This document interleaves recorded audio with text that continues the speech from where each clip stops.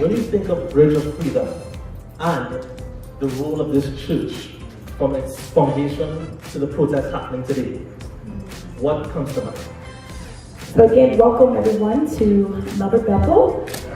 We are sitting on sacred ground, as this is the oldest parcel of land continuously owned by African Americans in this country, purchased on October the 10th, 1791 by Richard and his first wife, Flora Allen. And so when I think about bridge and freedom, I think about location. And here we are at 6th and Lombard, and we know what's down the street at 6th and Market. And so in the midst of Independence Hamal, right, and the writing of the Declaration, and the first White House, and here you have, and I suggest as Black people of African descent, we never had an opportunity to choose where we wanted to go. We were told, or there was a space. So here we are at the edge of Philadelphia, okay? And so to think about that Richard Allen was allowed to purchase this plot, he and his first wife, Flora, says something about freedom, and says something about the ability to also be within, rock throw of the first White House, of the place where, right, this great experiment takes place, where it all begins. The second piece about this area, and this is when we think about Ward 7, this is historic, this is the capital of Black America. Everything is nestled in this little square. And I think about, through the generations, this notion that if I can just get to Bethel, everything will be okay. Morris Brown, who is the founder of what we know today as Mother Bethel AME Church, Charleston, South Carolina, he's buried here at Mother Bethel. He gets here because he, remembers, tied up with Denmark Vesey, who's run out of Charleston. If I can just get to Bethel. We call him the invisible man of the AME Church. He is a very close confidant of Richard Allen. He's the second bishop and the fourth pastor of Mother Bethel. Again, run out of Charleston, but finds, I think about 1795, the precursor of what is today Barclays Bank. Those 30 manumitted souls from Jamaica. They make a phone call to Richard Allen and say, can we send them to you? And you'll be able to give them straight, I'm paraphrasing. You will welcome them, you will refuge them, and then they just go on there, they just get here to Bethel. And then on a fun note, I called the office a couple months ago, and I said, well, what are you all doing? Well, we're helping some AMEs who've had their vehicle impounded by Philadelphia Park Authority. I'm like, well, what does that have to do with you? And why did they come to Mother Bethel? Well, the notion was, if we could just get to Bethel, and here we are, 200-something years later, right? Still, helping people find refuge and freedom, even from the Philadelphia Parking Authority. But you get how there's just something about location, and that your story and who you're called and set aside to be, that as much as you might want to disconnect from that truth, through the ages, people have found freedom and refuge and sanctuary and underground railroad, which is still the order of the day right now. We're just calling it other things. So that's what I think about Bridge of Freedom and Mother Bethel.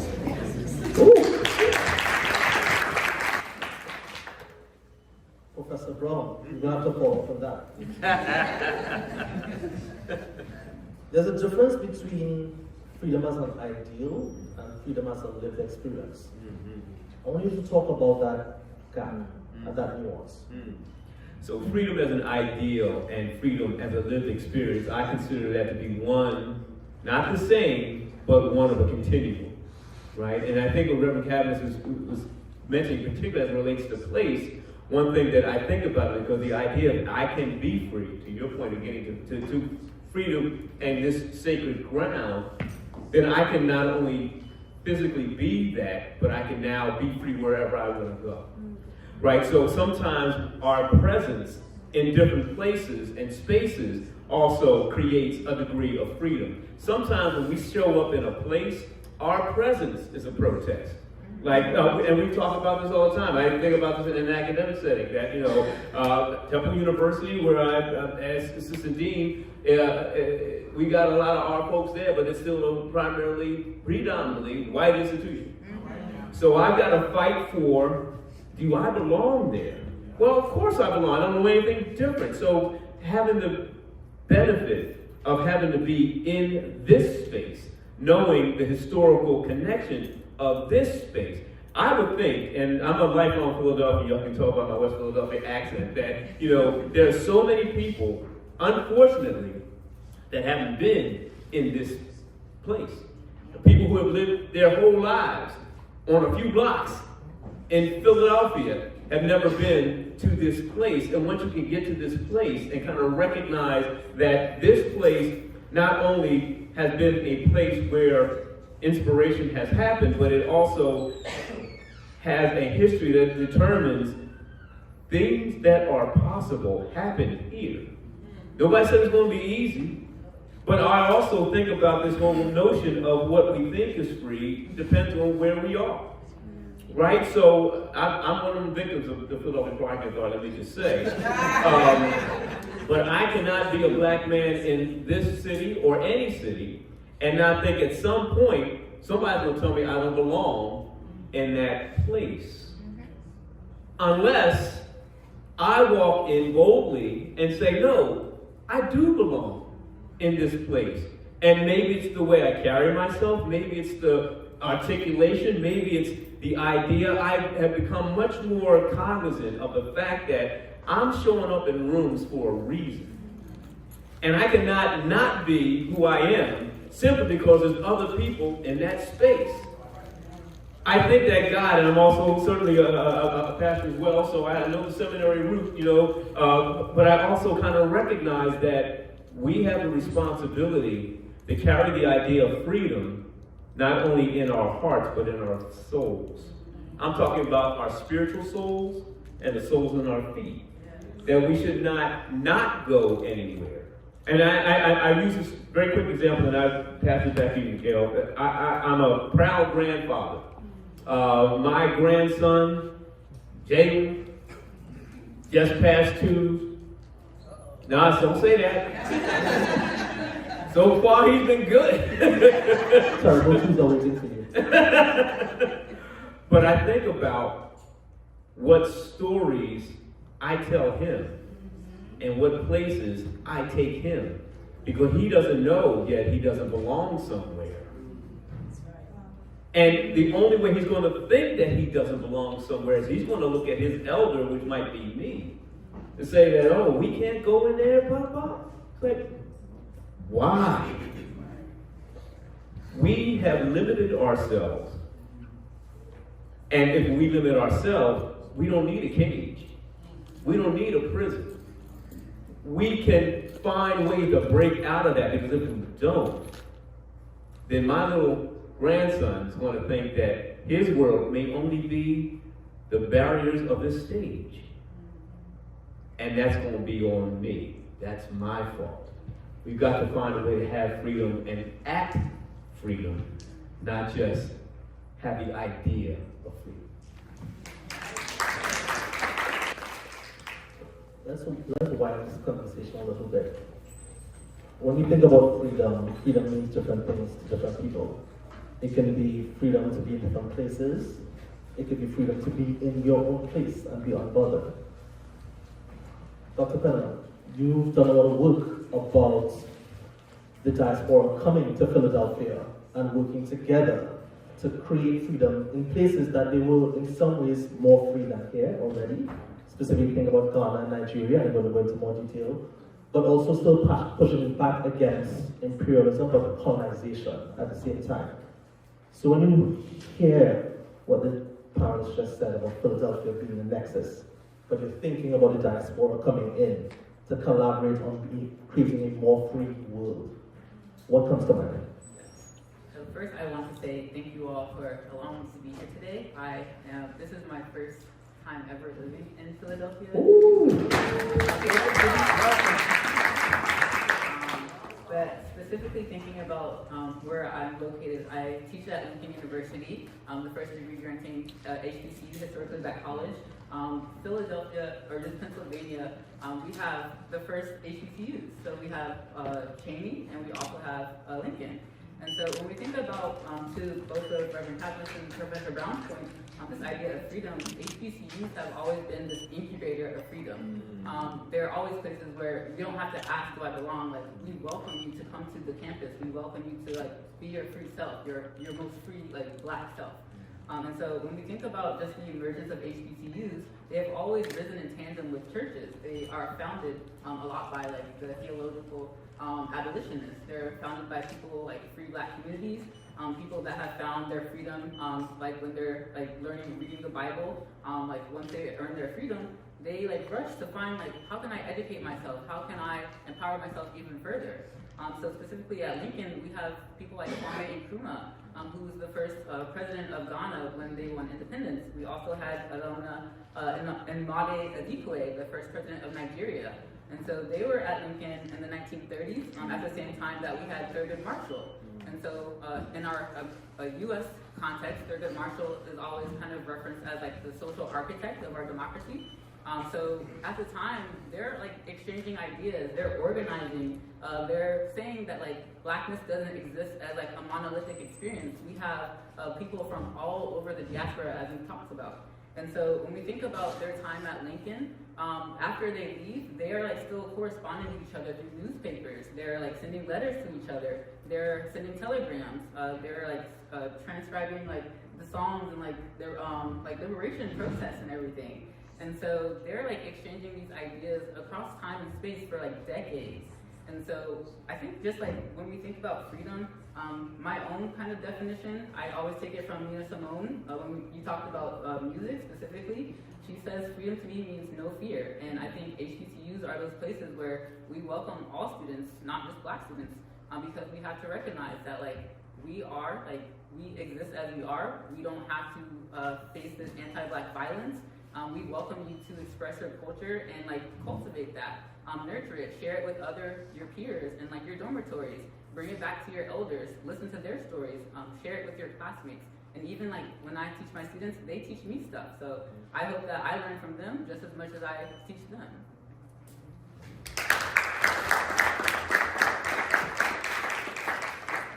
I want to stay with you for a second. We're also talking tonight about oral histories, right? So you have multiple things happening. You have the letters that are going back and forth, private and also through newspapers. But you also have the stories that are told and that are not written down. What do we get out of oral histories that we don't get out of textbooks, for example, or institutions necessarily? Yeah. So I would say with oral histories, we can be a little bit more expressive. We don't have to censor ourselves. When we think about just the traditional textbooks, we always think about who's the gatekeepers, what can't we say?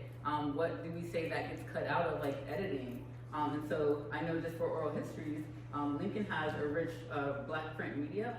We have the Lincolnian newspaper, we have the Black Panther newspapers, but we also have just elders that come back and talk to our students. We have a class that's being taught by Professor Buttons, and they sit and interview the elders. And I think it is an intergenerational exchange where they're learning how did you navigate this moment where we have ICE in our communities? What did that look like 60 years ago? And so we kind of exchange these ideas for survival. How do we talk to our elders about what it means to live in a society that says you're inferior just because you're black? How do you maintain that resilience? How can you still instill that pride in yourself? So I think the importance of oral histories is to record our voice and our stories in the way that it's meant to be told. It's not supposed to be watered down. I specifically teach in the languages and literature department, so we think of traditional standard English. Sometimes we have dialect that needs to be preserved. Languages that go extinct can be preserved when we have our oral histories. So I think it's really important to have that sonic aspect as well as the written aspect.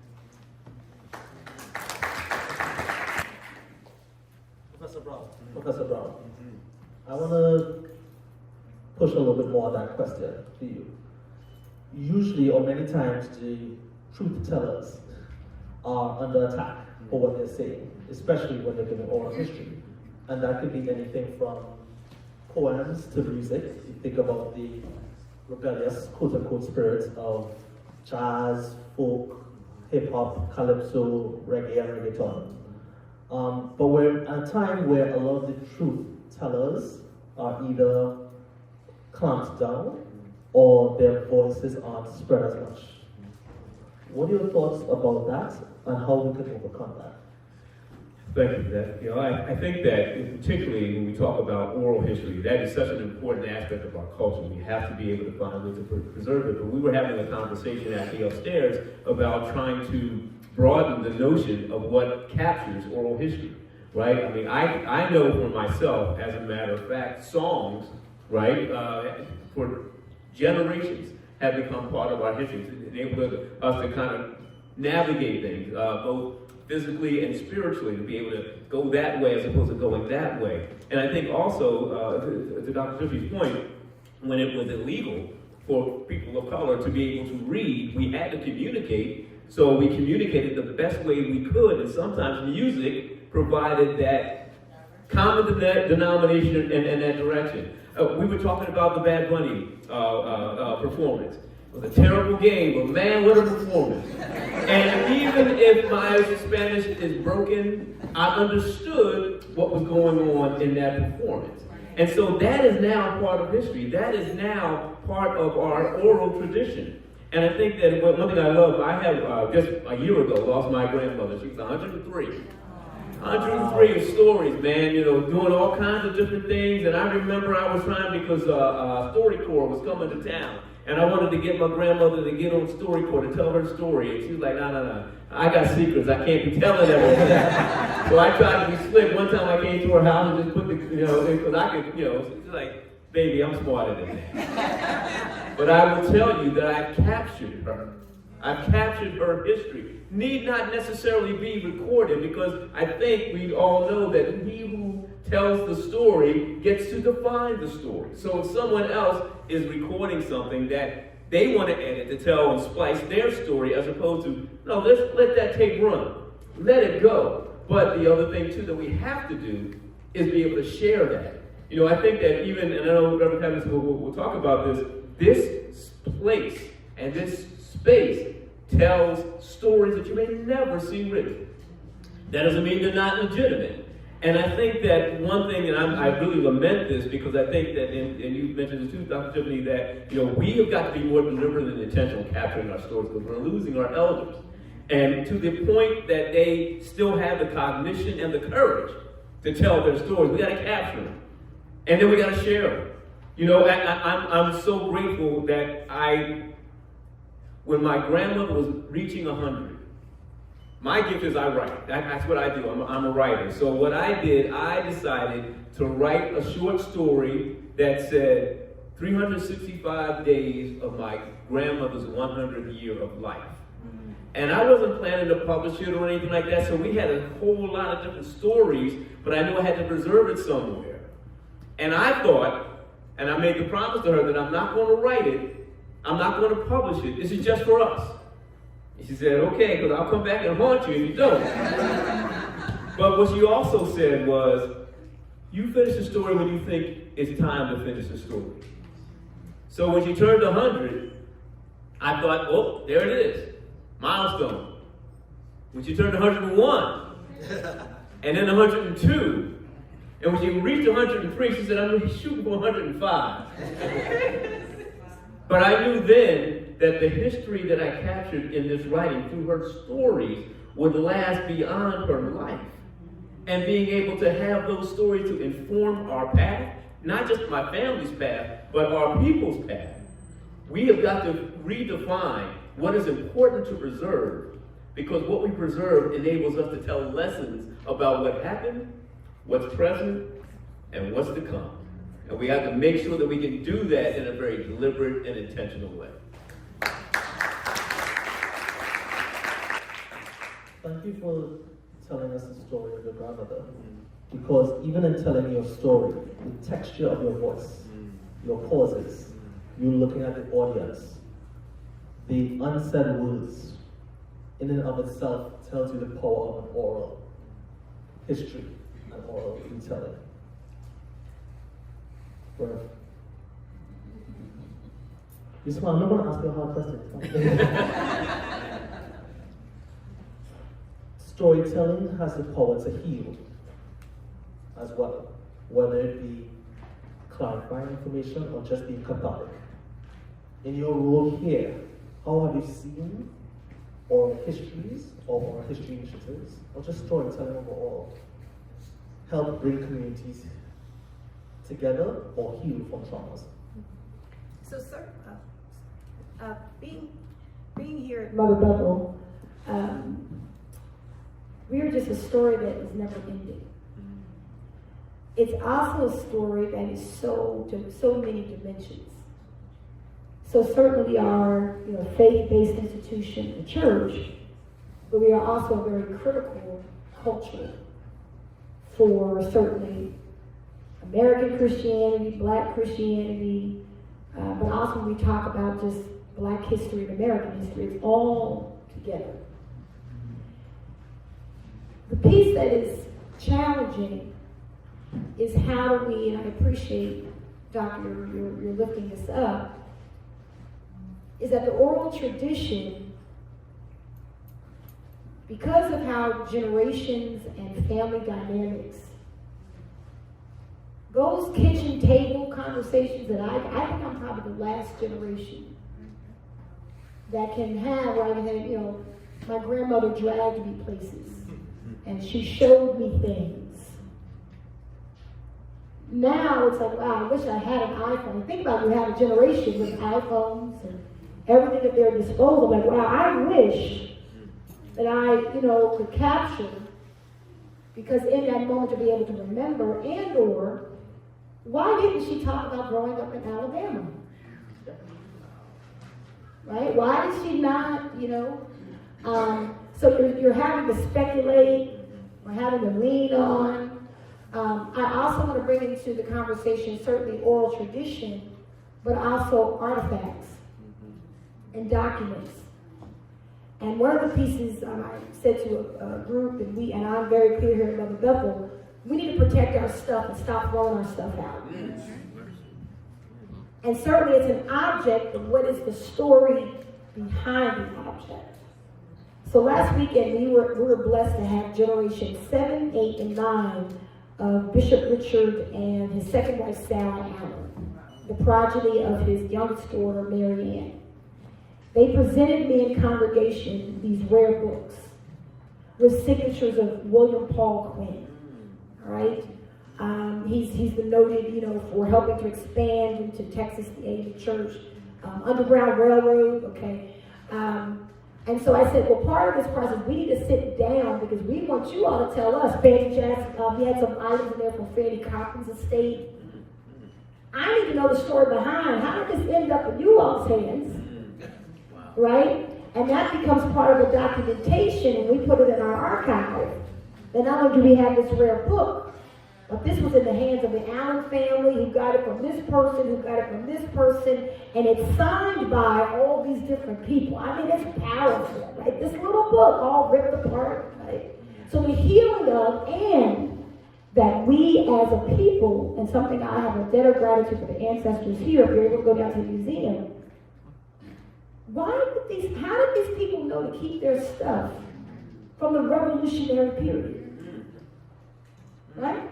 So he says also to me that they thought themselves just as big of a deal as Christ Church people, or, all the white folks that were going on Ben Franklin, that they held on to their stuff.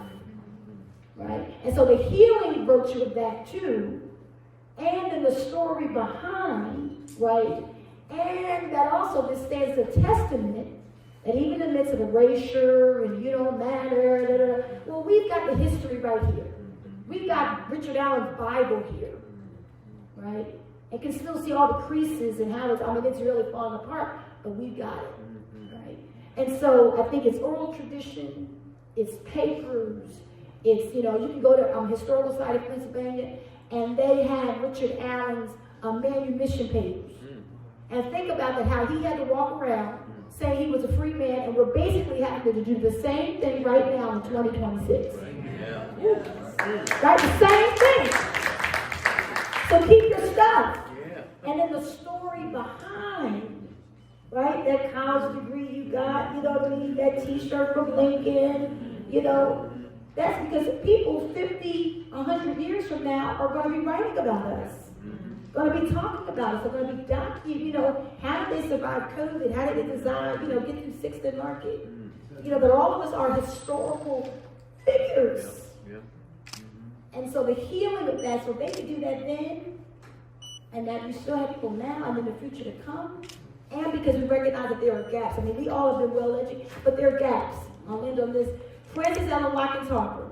Many of us have come to know because of the Gilded Age. She was a Sunday school teacher here at Mother Bethel. Abolitionist. She wrote the poem for the Centennial Bust of Richard Allen. You see it downstairs. And we have a member here who was a chair of the Africana Studies, I think in Rome. And she said, Reverend, she said, here I had the best education. We went from Phyllis Wheatley to Harlem Renaissance. Never brought up Frances Ellen Watkins Harper. And I can say that to us from my training. There's some gaps. And so we come now, right, to say those names, right, to lift up those traditions and lift up. And so now there has been a whole emergence of her work being digitized and accessible, as well as others. And I know you guys are right to bring this forward. And so we've got to plug into that because it's not going to make our textbooks, whatever they are, right? And so how do we, within our institutions, bring those stories forward?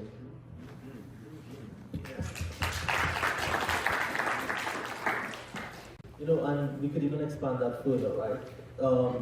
In Mali, actually a few years ago, about 10 years ago, it was post the fall of Gaddafi. One of the things that was happening was there was ethnic group Tuareg, long story short, they were moving in and they were becoming much more conservative. And the people in Timbuktu specifically, what they knew how to do was hide books. They were doing that since colonization days. So a lot of the oldest houses had places on the floorboard, places in the wall just to hide these old books. Some of these books people couldn't even read anymore, but there was somebody who could read it. And they just knew that when more conservative groups were coming in, because they tend to build books, they said, oh, we know how to keep our artifacts. So they've been doing that since the French were going in before.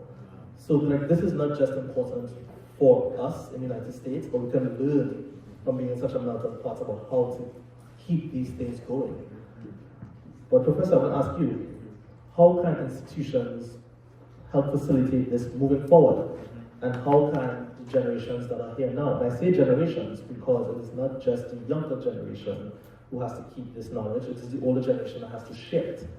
And quite frankly, the older generation also has to listen and younger people have to talk because conversation brings out better storytelling. Absolutely. So how can institutions do that moving forward? Well, I think that one thing is institutions have power, they have resources, they have leverage, they can do certain things. I'm reminded of the story of Charles Blockson.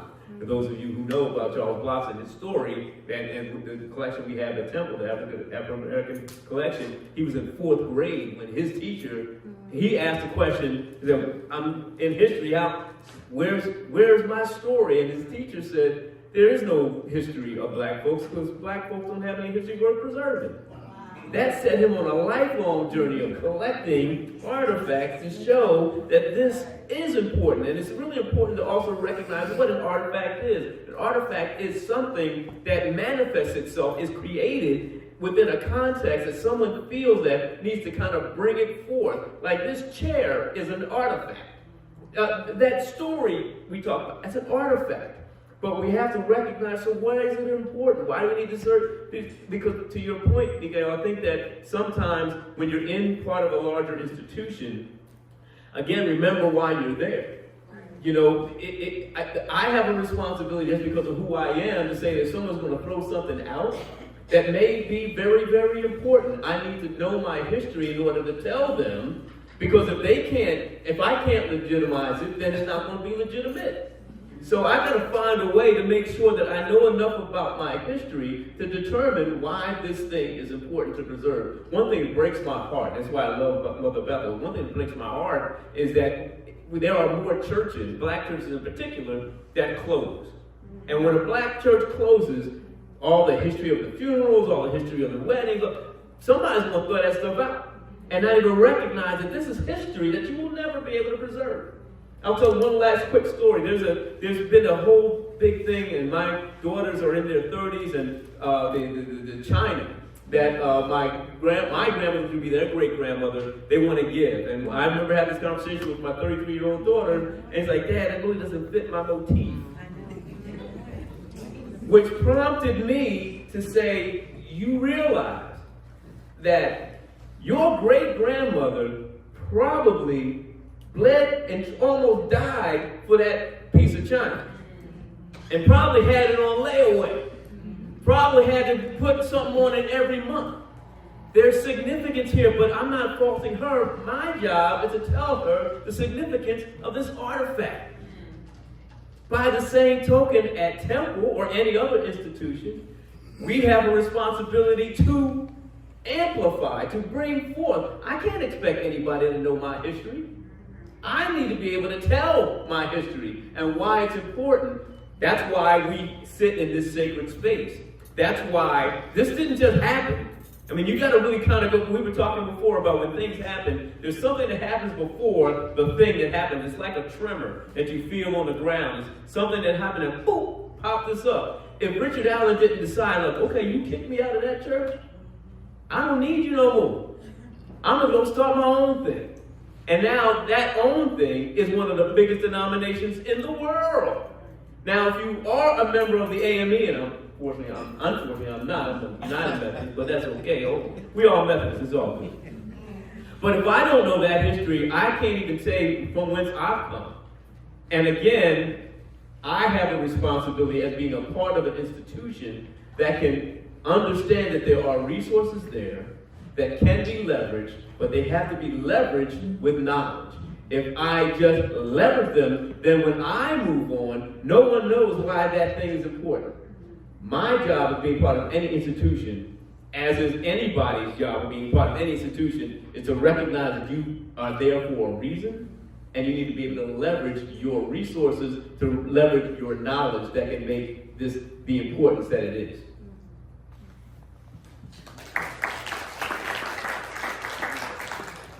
Dr. Penn, you want to expand on that? Because this is your realm as well. Yeah, so I think like, to summarize what you said, I think recently I've heard like your first introduction to archives is your grandmother's living room. And so when I think about just like Sorry, can you say that again? Yeah. So the people in the back. Our first introduction to archives is our grandmother's living room. Yeah. So like we see our ancestors' faces on the walls. I think like my grandmother also passed 7 years ago. Like reading through her Bible, my aunt has her Bible. Like I get to see her brothers and sisters' names, like their birth date and their death dates, literally in the front pages of the Bible. So I go home, I always ask my aunt, like, tell me something new today. And like we learn about the history of just how much like the personal is political. And so it reminds me of another Black woman writer, Audre Lorde. She was Caribbean American. Very much a global-minded writer, artist, philosopher. So I would say, like, when we think about archives, we also have to remember that, as you were saying, like, these artifacts, like, they are very much, they're not only something that, like, they're not, like, something we hoard. Like, something we have to be very intentional about, like, naming. Like, when we take a picture, sit down with someone that is your family member, say, like, write down the date and like what happened, like who are the people in the images. So like that's one small step that we can take to really say like we're building our archives in real time, so that when we have time to like pass it down to our next generation, they aren't just in the dark. Like we don't want those silences anymore. Like we have to be able to fill the gaps while we're still here. So it has to be like intentional on our own part. But again, when we bring in like the institutional aspect, we have to recognize as archivists, as community archivists too, like this is not our story. We have the responsibility of stewarding the story, but we have to make sure that we are preserving it, whether that's with like the actual like processing of it, so like the folders, like the printing paper, but it also takes building that relationship and that trust. And so before coming to Lincoln, I worked in the Zora Neale Hurston archives. And so Zora Neale Hurston was another writer. She was out in Jamaica. She went to Haiti. She really documented her Black community in rural Eatonville, Florida, all Black town. And she basically was saying, like, when I tell these stories, I'm going to put myself into, like, the plays. She wrote her community stories into her fiction. And so we have to really think about, like, when it's an archive, like, does it have to be an artifact? Is it a play? Is it a poem? Is it a song? So we have to be mindful of, like, how we process our own stories, but, like, also when we build trust with the institutions, making sure that, like, you can tell them, like, I maybe don't want to put my archive here. I'm going to take it to this institution. Or I want to just leave it in my family. So just an internal family archive. So it's really having that agency to say, like, where do I want my stories to go? Just a quick note for the audience. In about 10 minutes, we'll have space and time for you all to ask some questions. So you can prepare your questions. Just want to give you some time to think about it a little bit. This is for the entire panel. Whoever wants to answer, feel free to jump in. We're talking about oral history, and we're really talking about looking back, right? How do we preserve what has passed? But we are here today. We are still creating history right now, no matter how old you are, no matter what institution you're part of or not part of. What advice do you have to the listeners, to the audience, to your fellow panelists about capturing what we do now and passing it on? And I want you to also think about that, not just through oral history, but what we purchase, how we preserve it, and what we pass forward.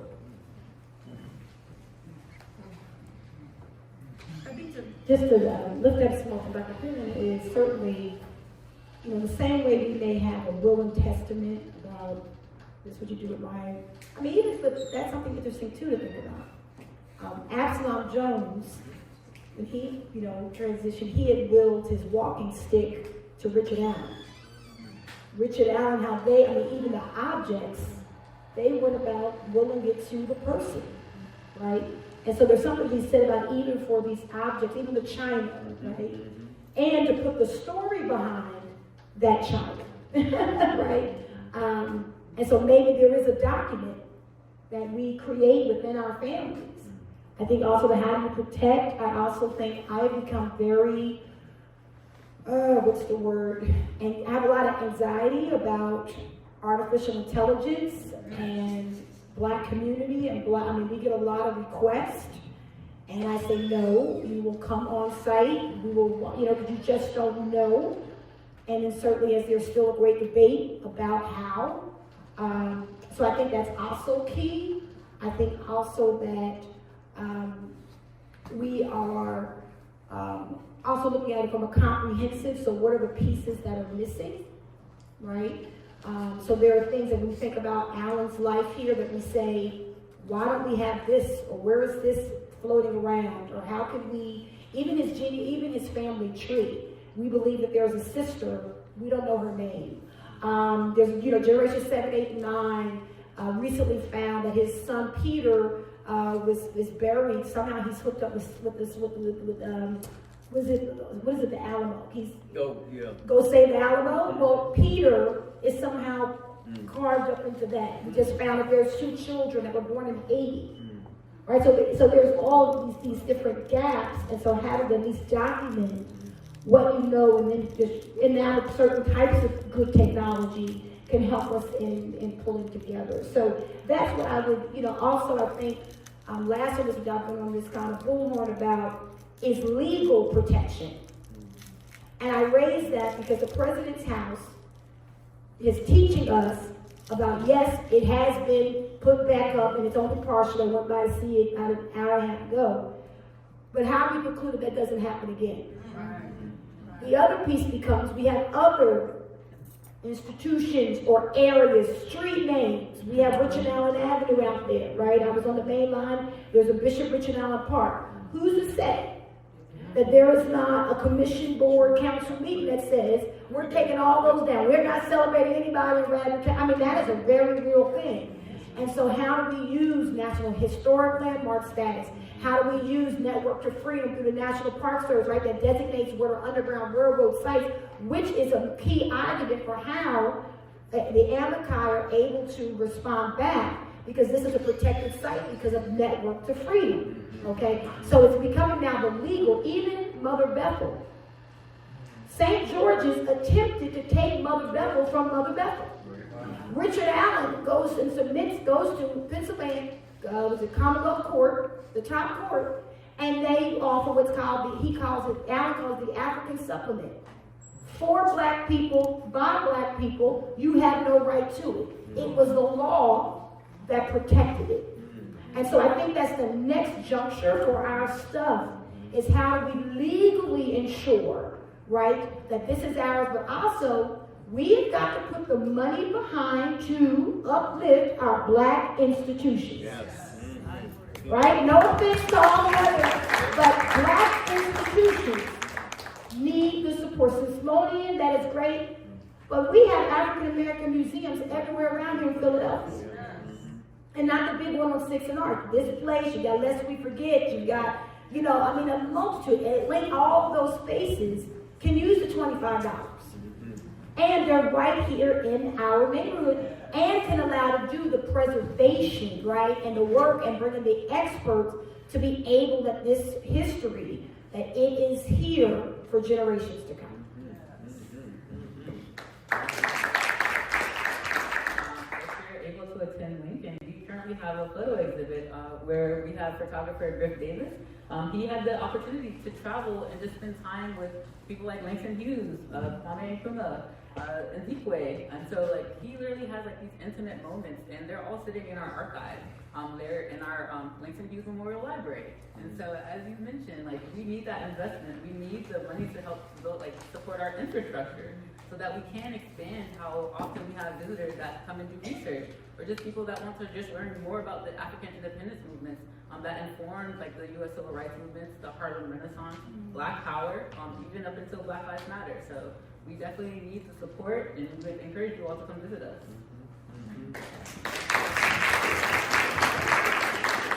And I would say that I think part of it is also that we have to absolutely support folks with our dollars. And our presence and showing up and also spreading the word.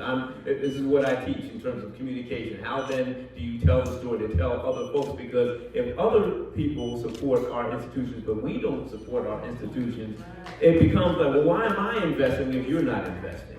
Right? So, and I think that if only symbolism of protest and preservation, because before you know it's gone. As a matter of fact, it'll be gone before you know it. So it's whatever happened to, because I know just what you're saying. You drive around Philadelphia, you can see the Paul Robeson house, and not just the 600, or even your grandmother's living room. It's historical for your family. So when Nana's got to go to the home or whatever, you're not just going to throw that stuff out. Somebody needs to be able to preserve that somewhere and be able to tell that story. So I am also saying, my daughters are teaching me this, that they're sending me, instead of text messages, sending me audio messages, right? And I'm and I've learned how to do that, and I appreciate that. And it's so why are we doing this? He said, because I want to preserve your voice. And I thought about that, like you were saying, I've got videos of my grandmother. And I didn't realize, when we talk about full circle, and hopefully everyone here has been to the National Museum of African American History and Culture in D.C. I'm walking through the Black church exhibit. There is my great-great-grand uncle, whose name is William Dickerson. He was the 5th AME bishop. Yeah. But my point is, we were talking about this, if you don't know your history, you aren't even sure when you're encountering it.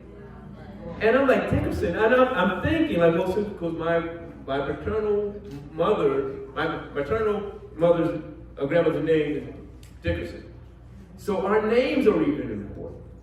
So it takes a little bit of modern day technology, as well as some old school experiences that enable us to have this blending, to use whatever technology we can have to not recognize that when we encounter these historical things, they're not just in our past, they're very much in our present that will define our future.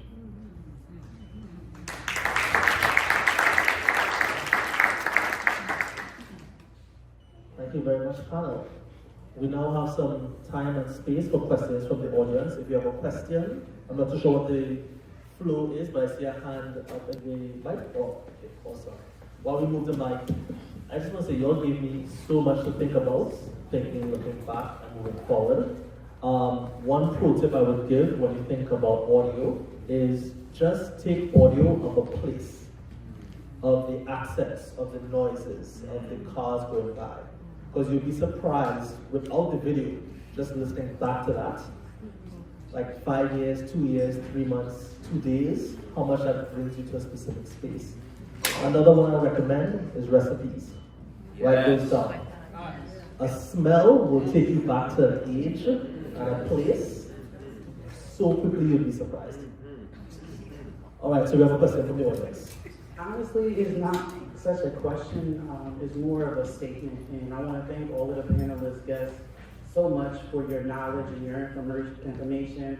As an alumni of Temple and Lincoln University, I want to say again, thank you. But my voice right now is to speak for those folks who don't come for the formalized family. And so I want us to remember those people like William Still, who did the work for others when they could not do the work, and it guided them to their paths.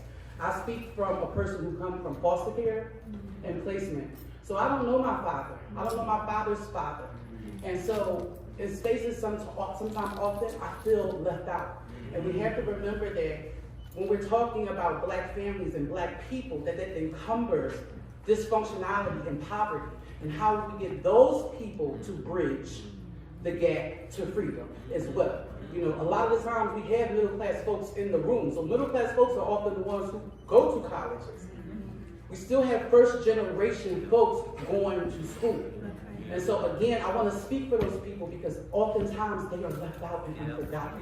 And if it wasn't for my ambition to want to learn about my history and my past, I would not know. So what I want to ask is that those folks who are representing institutions, that they implore opportunities for folks who don't have those connections, who don't know their grandmothers. I've never been in my father's mother's house before. So what do I do? How do I get that reciprocity to go down to the lineage? And so again, I'm asking the panelists to expand your thoughts and minds to figure out how we can do that. And thank you guys. And so again, it wasn't a question, it was a statement. Yeah.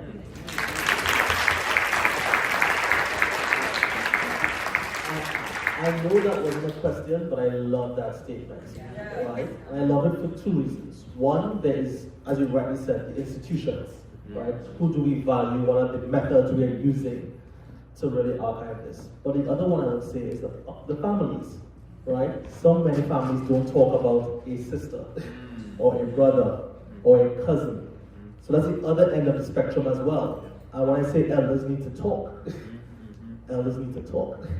And that's the other side that needs to come out. But I would like one of you to just respond to her comment, but I think what she brought was important and powerful. I mean, I think that to your point about the gaps, Reverend Kevin kind of mentioned that, because unless we have some determination to go find those gaps and do that research and leverage those things, and to your point, there are stories, right, that are not the greatest stories. We are resilient people. We've been through some stuff, right? And unless we talk about it, because sometimes we want to sanitize even our own history.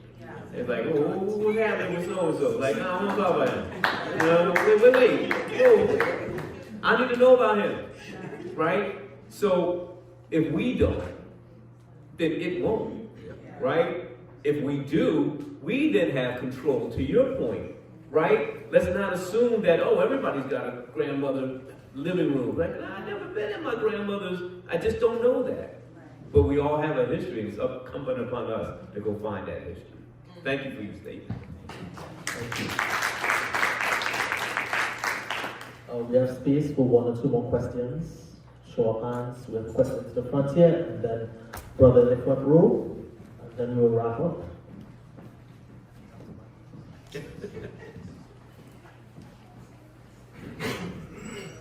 Thank you so much. This is really great for me being back here. I haven't been here since I was about 10 or 11 years old.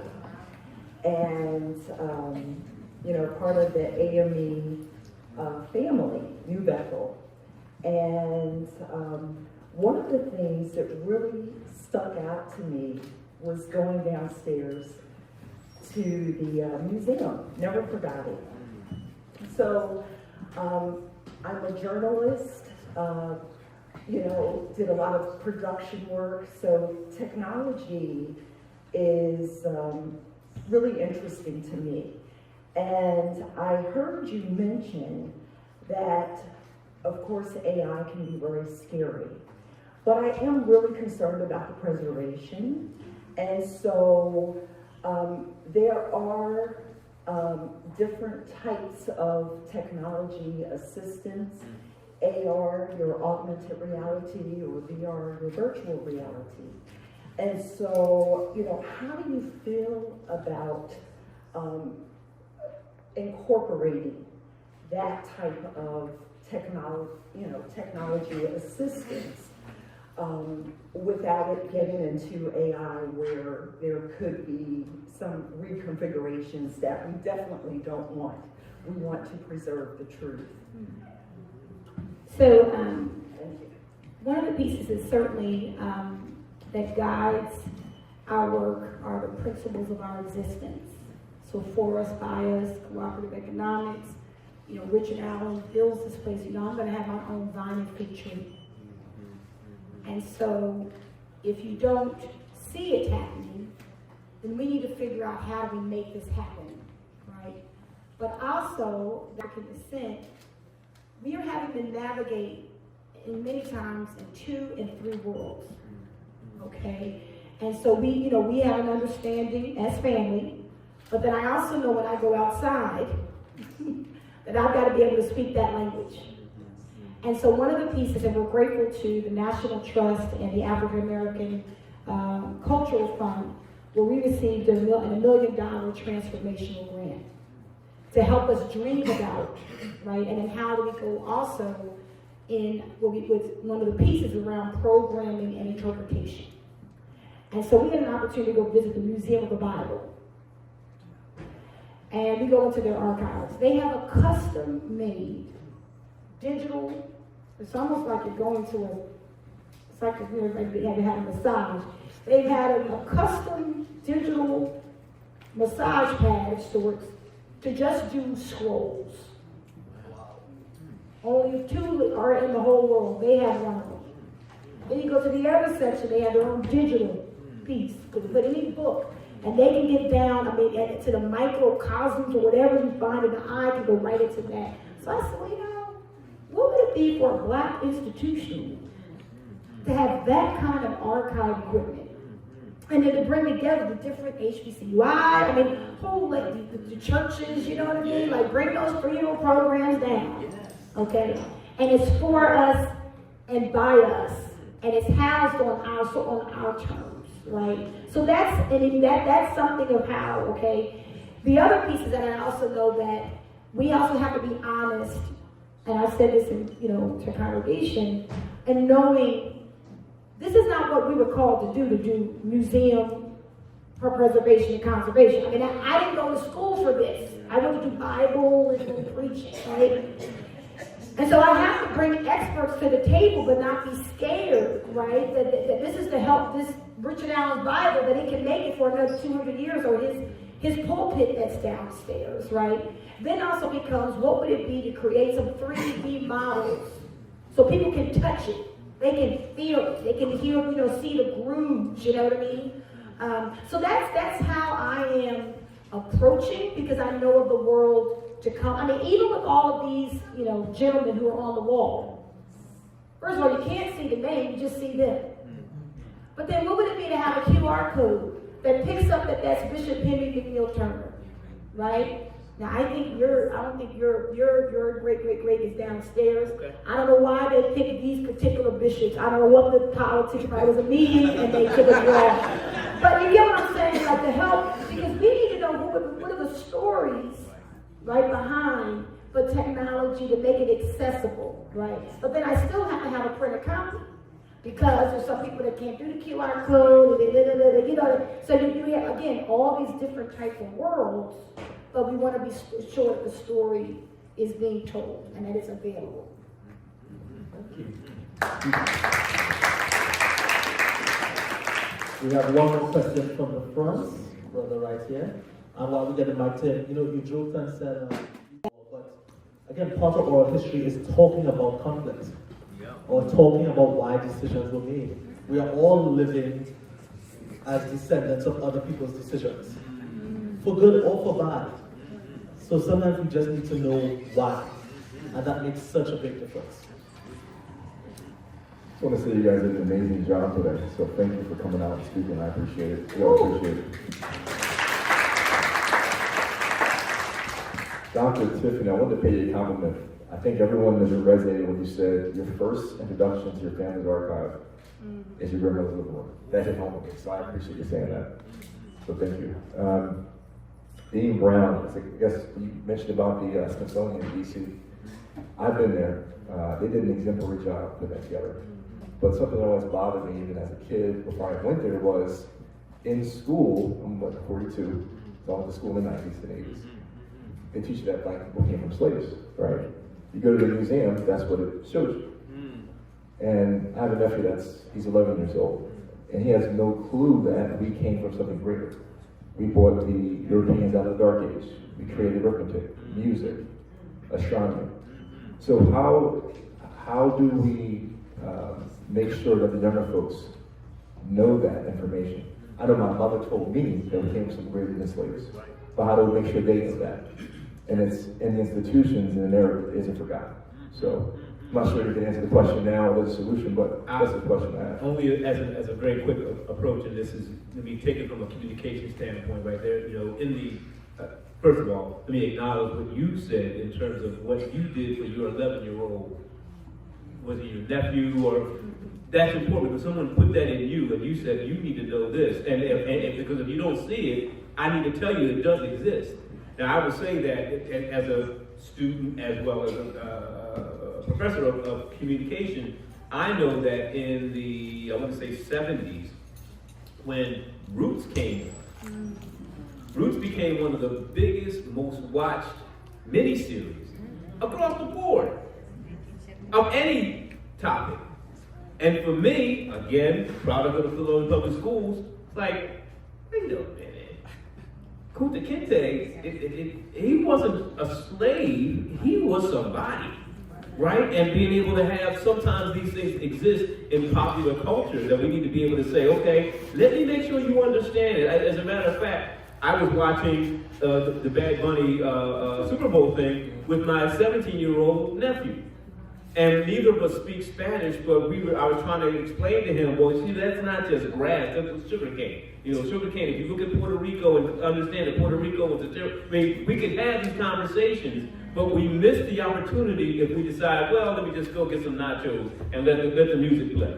Right? So I think that we individually have a responsibility, one, to educate ourselves, and then we get the opportunity, the fact that he was with you, and what you were seeing, said, well, something missing, cuz, let me just tell you. And that might get him on a different path, because he might be you when he turns 42. And he's with somebody else that, you know what? I'm told me something that was missing here. Let me tell you this, because we can't rely on the schools to tell us this. Right? We've got to be able to do our own homework, our own research, and be able to understand what is valuable about who we are, because we all came from somewhere. I love what you said, Miguel. We are the descendants of somebody's decision, right? For good or bad. But we've got to be able to articulate what was that decision, how did I get here, and how is this to define who you are, because it's not going to come from anywhere else. And you gave that with love. And I say, well, you should know this. It's all right. If you don't know it, it's my responsibility to make sure that you. Yes, sir. Thank you. Thank you. All right, we have one more question that came in last minute, and then we're going to wrap up. And before we wrap up officially, I just want to let everyone know there's the museum downstairs. You can take a tour, see some names, take some photos, share the stories, encourage other people to come. All right, so the last question is going to be, can we have some more comments on healing of trauma? Yeah, we need to take a second to take a breath. Let me just add some more around it, right? There's trauma within families and communities. Just naming it, being the recipient of it, but also being the perpetrator of it as well. There's trauma from just we all had a shared experience, and we just need to sit down and talk about it, and not just bury it. And sometimes there's trauma from misunderstanding within the diaspora, with its full complexities. right? So I want to put this back onto you with that context. Can you just talk a little bit about this topic we have here, or history and bridge of freedom, and its power or ability to heal from some of our traumas?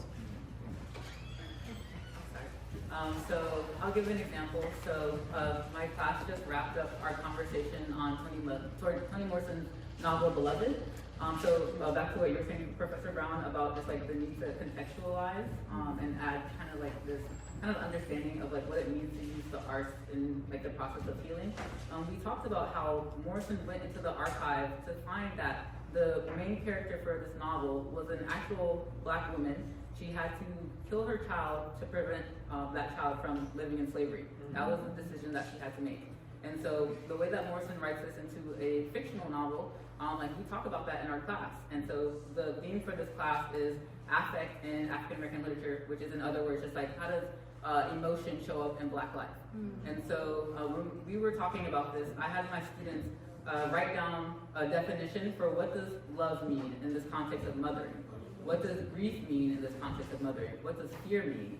And a lot of them blended that, like the definition, like love means having to grieve a child so that they don't have to be enslaved. And then like they also drew, like they drew pictures. Sometimes like they didn't have the words for it. And so I think like when we think about the role of art in this Black liberation movement, sometimes like we have our spirituals, like you're over here like, sometimes we don't have the words, like just like the embodiedness of it, like tapping into our spirituality, that's the healing. Like sometimes you can't articulate trauma like slavery, like the transatlantic slave trade. So when we think about it, it really just has to do with like what's the best mode for expressing our own pain and turning that into something that makes us resilient. And I also try to tell the students like, again, like Black life and Blackness isn't just shaped by trauma and pain. Like we have joy, we laugh, like we commune with each other at the kitchen table at a church. And so I think that's what's really important in this like conversation of healing and just like joy. I'll say very quickly, I think that we also have to stop making resilience normative. Like we said, we go through something, we'll get through it, you know. Like, and I think that particularly within the African American community, because I've seen this in my gun violence work, most folks don't get up every day and say, I'm gonna go shoot somebody. It's a culmination of a lot of different things, and one of those things that it's a culmination of is not being able to de-escalate situations because of not having behavioral health skills, being able to, okay, I'm going through something right now, and I gotta figure that out. We were talking about that with students, like it's okay not to be okay. You know, how you doing? I ain't doing that great. And we can't just throw that away like, well, okay, go sit down over there. If you're gonna ask the question, be prepared to help heal in that question. You know, and we have to recognize that, be honest with ourselves. Man. We have our humor, we have our different things that help us to get through, but when we get through, recognize that sometimes it takes a professional guide to navigate shores that you've never been on. Right? So I'm a huge fan and consumer of behavioral health. Help me figure this stuff out. In my 6th decade of life, I'm still trying to figure it out. But I also think about other folks who may manifest those things that I might be able to help, that I wouldn't have had the either skill or ability or articulation to help. So when we say after a hard day, and our hard days are really hard, it's like, I'm just not here. I can't. No, I'm not okay. And if I'm not okay, help me get to be better. A better okay is a good place to be. Because there's going to be something else that's going to happen tomorrow. It's okay. But let's acknowledge where we are right now. And I would just offer this too, also around accountability and also the power of community. And walking this journey with President's House, you think about this is all happening in, you think about the temperatures we've had. And people have fought through that. And some I know at great cost of their own health. But the matter at hand is so profound, it deserved presence. And so the power of community. Even right now, this is a healing space right now, right? We're allowing ourselves to be vulnerable. When you said about, it's okay to not be okay, think about where that comes from. That's P Valley. Anybody remember that? That was on, okay? the very interesting trans character, okay? But we have to give each other license. But also being accountable, but I can look at you know what, your eyes are a little down today. How can I be of help to you? Not what's going on with you. How can I be of help to you? You know, how can, the family dinner. I have a family that adopted me, and every Sunday I know at 3 p.m. I can go to the bottom. And when I walk in, you go through the matriarchs. When I first walked in, they were like, who are you? And then once we got a relationship, it became, okay, where's Cece? How come she's not here? But I felt a level of accountability because I knew from Sunday to Sunday, they keep up with my weight. They keep up what's going on in my head. You know what I mean? Like, think about it, right? I had a safety net, a safety zone, right? And then good food there. I mean, so I think those are awesome. So any opportunity that we can afford and allowing open doors for our people, right? To just come with their whole selves, good, bad, or indifferent. That is the only way because of what the darkness that is going on outside. Round of applause for the entire panel. Let's hear it for the entire panel.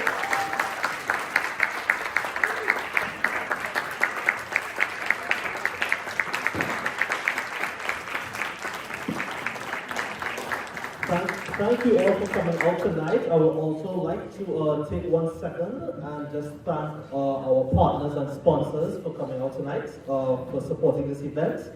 And I am delaying because I'm looking for the list of partners and sponsors. Where are they? Scroll. 5, 4, 3, 2. Got it. Okay. I'd like to thank Lincoln University, Temple University, the Lenfest Institute. Applause for all of those. Press Forward, the Campaign for Working Families, Beach Companies, People's Media Fund, Brown's Chef's Market, the Department for Behavioral Science and Intellectual Disability Services, United Negro College Fund, let's do the first one, WURD, North Philly Black Jean, National Association of Black Journalists, Philadelphia Chapter, and the Optimist Coffee Traders. So thank you, partners. Thank you, panelists. And if you have any questions, you can find us right here. Oh, I'm getting one from the